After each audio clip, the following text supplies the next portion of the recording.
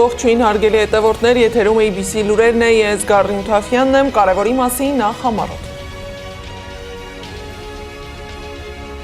Հերթական գործը մայրաթորի դեմ, ինչ են պահանջում կարգալույց հոգևորականները։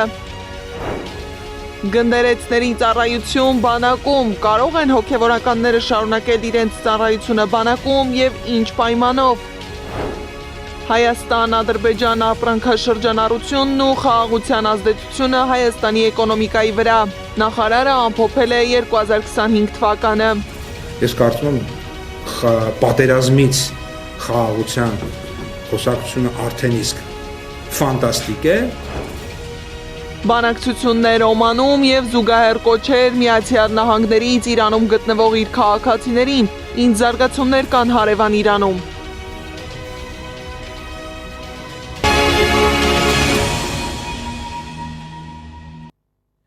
Պաշտպանության նախարար Սուրեն Պապիկյանն առաջին անգամ խոսել է զինված ուժերում հոգևոր առաջնորդությունը լուծարելու մասին։ Պապիկյանի խոսքով գնդերեցները կարող են շարունակել իրենց հոգևոր ծառայությունը, եթե ենթարկվեն զինված ուժերի բարոյահոգեբանական հարցերի վարչությանը։ Բանակում զինված ուժերում չի կարող լինել երկակի ենթակայություն։ Կարող եմ ասել, որ նախարարի հրամանը, որը մենք հրապարակել էինք, բացահայտում է, որ այո, մենք կարող ենք պայմանագիր կնքել Հայաստանում հայ առաքելական եկեղեցու հոգևոր կրթություն ունեցող սպասավորների հետ, որպեսզի նրանք ծառայեն եւ կատարեն իրենց առաքելությունը։ Աշխատավարձի մասին հիմա խոսել չեմ։ Նկատի ունեն, որ այդպես փորձում եք ներգրավել նրանց, որ ուրանան, այսպես ասենք, եկեղեցին այդ Դե եթե Հայաստանի Հանրապետությանը զինված ուժերին բանակին ծառայել ինչ որ մեկը ուրացում է համարում, դա իր անձնական գործ է։ խոսքը Աշխատավարձի չափը նախ մեծ եք ասում, ես նման աշխատավարձի մասին տեղյակ չեմ, բայց բավարար աշխատավարձ կլինի, որը կտարբերվի նախկինում իրենց ստացած։ Բանակում պիտի լինեն հոգևորականներ, որոնք կենթարկվեն միայն զինված ուժերին, իսկ իրավունք ունեն արդյոք հոգևորականները վիճարկել կաթողիկոսի որոշումը։ Նախկին հոգևորականներ Ստեփան Ասատրյանն ու Արամայիս Թախմազյանը դատական հայց են ներկայացրել հայ առաքելական Սուրբ եկեղեցու դեմ։ Վիճարկում են ամենայն հայոց կաթողիկոսի հայրապետական տնօրինությունները։ Կարգալույց հոգևորականները պահանջում են անվավեր ճանաչել կաթողիկոսի իրենց կարգալույց ճանաչելու որոշումը։ Զուգահեռ էլ շարունակվում են սրբազան հայրերի դեմ դատական գործերի քննությունը։ Միքայել Սրբազանը փաստաբանների միջոցով գանգատ է ներկայացրել Մարդու իրավունքների Եվրոպական դատարանին Եվրոպական կոնվենցիայով երաշխավորված իր իրավունքների խախտման հիմքով։ Մասնավորապես շեշտել են Միքայել Սրբազանի անօրինական կալանավորման արտահայտվելու ազատության խախտման, ազատությունից զրկելու և քրեական հետապնդումը քաղաքական նպատակներով իրականացնելու փաստերը։ Վերաքննիչ քրեական դատարանում այսօր շարունակվելու է Սրբազանի գործի քննությունը։ Հրապարակելու են խափանման միջոցի փոփոխման միջնորդության քննարկման վերաբերյալ վերաքննիչ դատարանի որոշումը։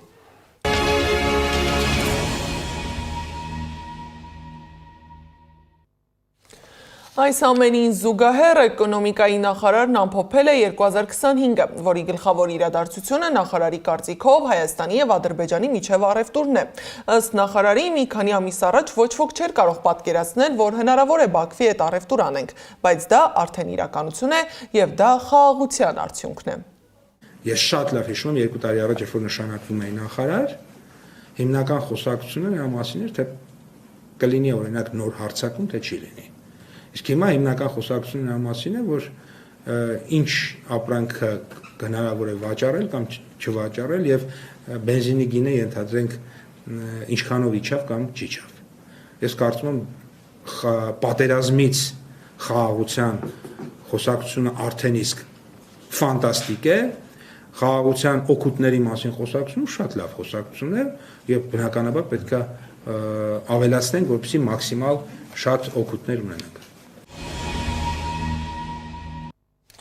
Այս դեպքում ինչու Հայաստանից դեռ որևէ ապրանք չի արտահանվել Ադրբեջան։ Լրագրողի հարցին պատասխանել է նախարարը։ Ինչն է պատճառը։ Պատճառները տարբեր են, սկսած նրանից, որ շուկաները դեռևս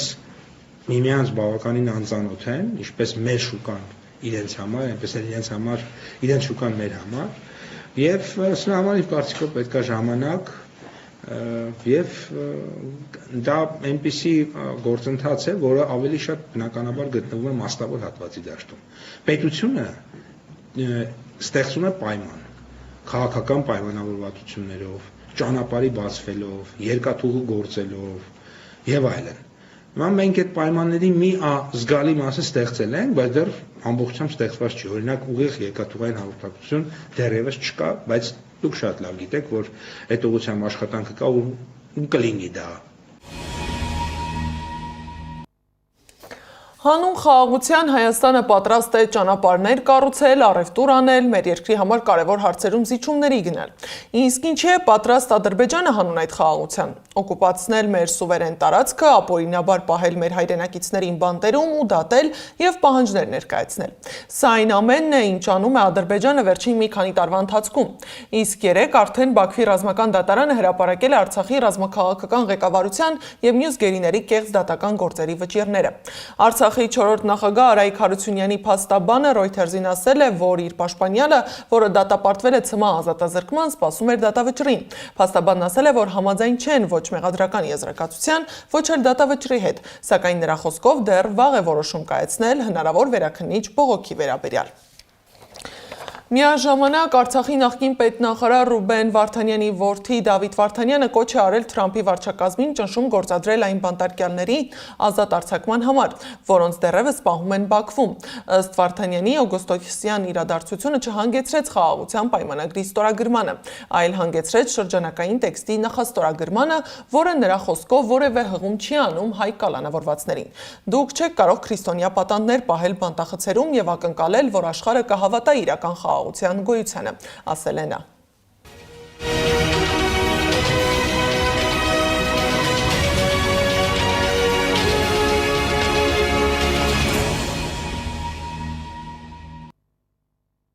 Իրանի արտաքին գործերի նախարար Աբբաս Արաղչիի գլխավորած պատվիրակությունը ժամանել է Օման Միացյալ Նահանգների հետ բանակցելու։ Իրանի պաշտոնյաները Մասկատում կհանդիպեն ամերիկացի ներկայացուցիչներ Սթիվ Ուիթքոֆի եւ Ջարեդ Քուշների հետ։ Արաղչին հանդիպել է իր օմանցի գործընկերոջ հետ։ Օրակարգում են երկկողմ տարածաշրջանային եւ միջազգային կարևոր հարցեր, այդ թվում Իրանի եւ Միացյալ Նահանգների միջև միջուկային ծրագրի շուրջ բանակցությունը։ Ավելի վաղ ԱՄՆ-ն իր քաղաքացիներին կոչ էր արել անհապաղ լքել Իրանը ցամաքային ճանապարհով, Հայաստանի կամ Թուրքիայի տարածքով։ Դա պատճառաբանելով երկրում անվտանգության խստացված միջոցառումներով, հասարակական տրանսպորտի աշխատանքի խափանումներով, ճանապարհների փակմամբ, ինտերնետի արգելափակումներով եւ դեպի Իրան եւ այնտեղից թռիչքների սահմանափակումներով։ ԱՄՆ նախագահ Թրամփը Կիրակի Ճապոնիայում կայանալիք համազգային ընտրությունից առաջ իր լիակատար հավանությունն է հայտնել վարչապետ Սանայե Տակայիչին, հավելելով, որ անհամբեր սպասում է նրան Սպիտակ տանը հաջորդ ամիս հյուրընկալելուն։ Հարցումների համաձայն Ճապոնիայի առաջին կին վարչապետը, որն ասել է, որ ոգեշնչում է Մեծ Բրիտանիայի երկաթե լեդիից Մարգարետ Թետչերից, ընտրությանը կգրանցի ամուր հաղթանակ։ Միջազգային լուրերը ռեպորտաժում։ Իսրայելի վարչապետ Բենյամին Նեթանյահուն երեկ երեկոյան անվտանգության խորհրդի նիստ է անցկացրել։ Հանդիպման հիմնական թեման այսօր սպասվող Միացյալ Նահանգներ-Իրան միջուկային բանակցություններն են եղել։ Մենք չենք ուզում նոր պատերազմ տարածաշրջանում, հայտարարել է Թուրքիայի նախագահ Ռեջեփ Թայիպ Էրդողանը, հայտնելով, որ հեռախոսազրույցներ է ունեցել Դոնալդ Թրամփի եւ Մասուդ Փեզեշքյանի հետ։ Մենք հույս ունենք, որ խնդիրները կլուծվեն երկխոսության միջոցով եւ որ մեր տարածաշրջանում նոր հակամարտություն չի բռնկվի։ Մենք կձգտենք ամրապնդել բանակցությունների հիմքը թե դիվանագիտության միջոցով, թե այլ մակարդակներում, ասել է Էրդողանը։ Իրանում ստեղծված իրավիճակին են անդրադարձել Չինաստանի եւ Միացյալ Նահանգների ղեկավարները։ Դոնալդ Թրամփը Սի Ցինփինի հետ հեռախոսազրույցը բնորոշել է գերազանց։ Հեռախոսազրույցի ընթացքում կողմերը քննարկել են նաեւ այլ հարցեր, առևտրից մինչև հակամարտություններ։ Ադրբեջանի նախագահ Իլհամ Ալիևը նամակ է հղել Ռեջեփ Թայիպ Էրդողանին 3 տարի առաջ Թուրքիայում տեղի ունեցած ավերիչ երկրաշարժի կապակցությամբ։ Ցավակցությունից զատ Ալիևը նշել է. «Վստահ եմ, որ մեկ ազգ երկու պետություն փիլիսոփայության վրա հիմնված ադրբեջանա-թուրքական ամուր միասնությունն ու ռազմավարական դաշինքը կշարունակեն նպաստել մեր ժողովուրդների բարգավաճմանը եւ կծառայեն տարածաշրջանային կայունության, անվտանգության եւ կայուն զարգացման ապահովմանը»։ Մոսկվան հերքել է պնդումները, թե Ջեֆրի Էփշտեյնը ռուսական գործակալ է եղել։ Կրեմլը հայտարարել է, որ չի ցանկանում ժամանակ վատնել, պատասխանելով արևմտյան լրատվամիջոցներում տարածված անհիմն ենթադրություններին։ Պիրենեյան թերակղզում մոլեգնած Լեոնարդո փոթորկի հետևանքով Իսպանիայում եւ Պորտուգալիայում տարհանվել են հազարավոր մարդիկ, փակվել են դպրոցներ, չեղարկվել է գնացքների երթևեկությունը։ Փոթորկի հետևանքով Պորտուգալիայում մահացել է 60-ամյա տղամարդ։ Թրամփը մտադիր է Վաշինգտոնում կառուցել հաղթական կամար 76 մետր բարձրությամբ։ Այն մի փոքր ավելի բարձր կլինի, քան Փարիզում գտնվողն, ասել է նա։ Ես իսկապես կարծում եմ, որ դրախտ կընկնեմ, հայտարարել է Թրամփը։ Ես կատարյալ թեկնածու չեմ, բայց շատ բարիք եմ գործել կատարյալ մարդկանց համար, ասել է նա։ Զարա Սարգսյան, Նոնա Գևորգյան, ABC Media։ Եվ վերջում Թրամփը ներկայացրել է Trump RX-Gov կայքը, որը սպառողներին կառաջարկի դեղեր զեղչված։ Կայքը հանդիսանում է Միացյալ Նահանգներում դեղերի գները նվազեցնելու Թրամփի ջանքերի մասը։ Մարդիկ կխնայեն շատ գումար եւ առողջ կլինեն, ասել է Թրամփը։ Այս ժամի համար նախատեսել էինք այսքանը, շարունակեք հետևել մեզ YouTube-ում, Facebook-ում, Telegram-ում, WhatsApp-ում, Instagram-ում ու TikTok-ում կամ այցելեք մեր պաշտոնական կայք 3w.abcmedia.am։ ABC լուրերի գլխավոր թողարկումը եթերում կլինի ժամը 10-ին։